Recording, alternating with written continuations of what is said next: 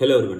आज हम बात करने वाले हैं एक ऐसे म्यूचुअल फंड के बारे में जो मिड कैप, स्मॉल कैप और लार्ज कैप कंपनीज के साथ साथ में फॉरेन कंपनीज में भी इन्वेस्ट करता है।